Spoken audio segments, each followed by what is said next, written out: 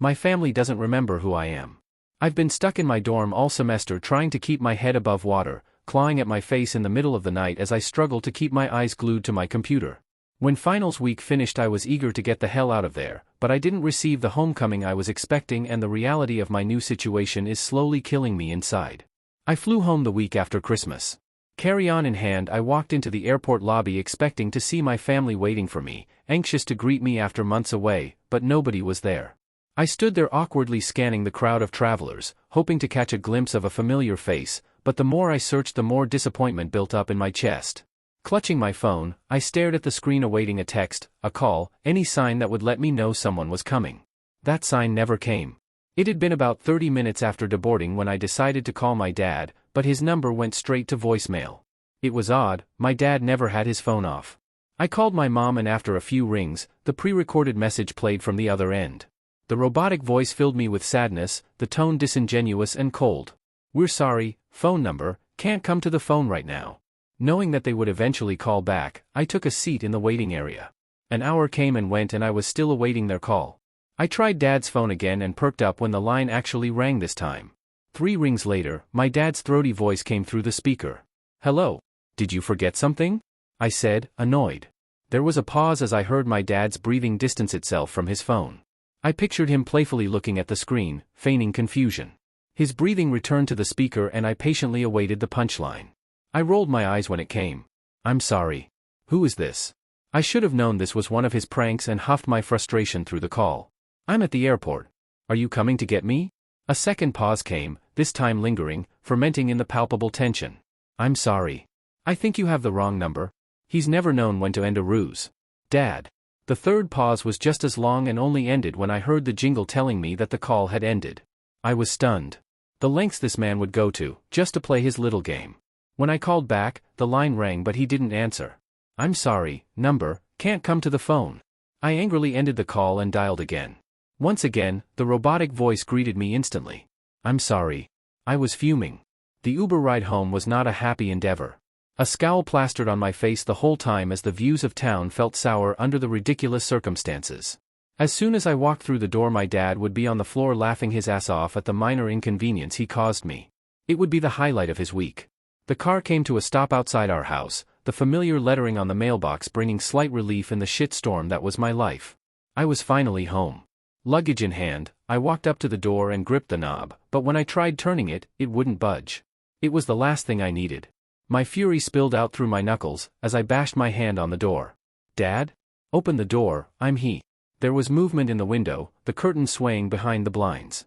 Someone was watching me from the other side. I waved and the blinds fluttered closed. They were really outdoing themselves this time. Footsteps walked across the floor on the other side of the walls and stopped just on the opposite end of the door. The knob unlatched and the door swayed on its hinges, letting out an anguished creak. Someone was peering out of the small crack, their gaze dismissive and cold. "Hi, how can I help you?" I was clenching my fists, the joints in my hand snapping under the pressure. "Haha, very funny," I said as I touched the door and tried pushing it aside. My dad's eyes panicked as the door pushed against his hands and he fought my push with one of equal strength. Wow. What the fuck do you think you're doing?" Taken aback by his sudden conviction, I cowered back, stepping off the welcome mat. I'd never heard my dad curse. He opened the door the rest of the way, revealing a wooden bat in his hand, his knuckles white with intent. His shoulders were stiff and hands shaky. He looked ready to use it, but the fear in his eyes hoped he wouldn't have to. "Dad?" I questioned. The quizzical look he gave me was gut-wrenching. "It's me, Maya." "Your daughter?" My mom peered over his shoulder. "Honey, what's going on?" When her eyes met me, she yelped. Without breaking his connection with me, my dad answered her question. "This person says their name is Maya." He paused, still calculating the situation himself. "Our daughter." Horror washed over my mom's expression, and the words snagged in her throat. My dad finally glanced over at her, confirming the apparent absurdity of the situation. When their eyes returned, my dad raised the bat, shoving it in my chest. "Look, I don't know if you're crazy, having some kind of a psychotic breakdown, or just some stalker, but you are not Maya. You." Disgust fluctuated his voice as he eyed me up and down. "Are not my daughter." The prank had long outstayed its welcome and I fought the awkwardness with a fragile giggle, but tears began forming in my eyes. Crackling emotion accompanied the words that left my mouth. "Mom, Dad, this isn't funny anymore." My dad bared his teeth, a primal display of anger, a premonition of violence. His jaw unlatched and I saw the fury start to wallow up from his chest, but before he could say anything, a chilling voice drifted from inside the house. "Dad, what's going on?" She stepped up behind my mom, craning over both of them, trying to get a look at the spectacle at the door. A void formed in the center of my chest as I recognized the person standing behind my parents. It was me.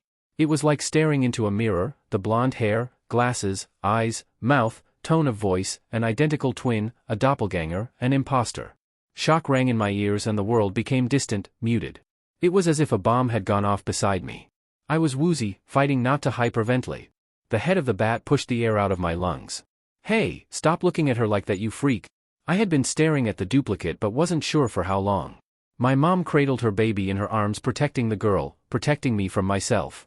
My dad gently placed the bat under my chin and forced my face in his direction. "Look at me, you freak. If I see you around here or near my daughter again, I will take this bat and smash your head in. Do you hear me?" Too stunned to say anything, I just stared at him. The bat shoved me back a few feet. "Do you hear me?" he growled. My mom held him back. "Honey, that's enough." My dad lowered the bat but kept it at the ready. "Now, get the hell out of here before I call the cops." My mind sputtered and my feet started moving. It was as if I was on autopilot, as if my body was protecting me from enduring more heartbreak.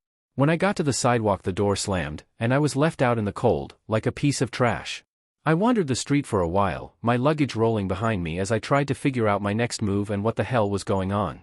I eventually came across a corner store and shuffled my way inside.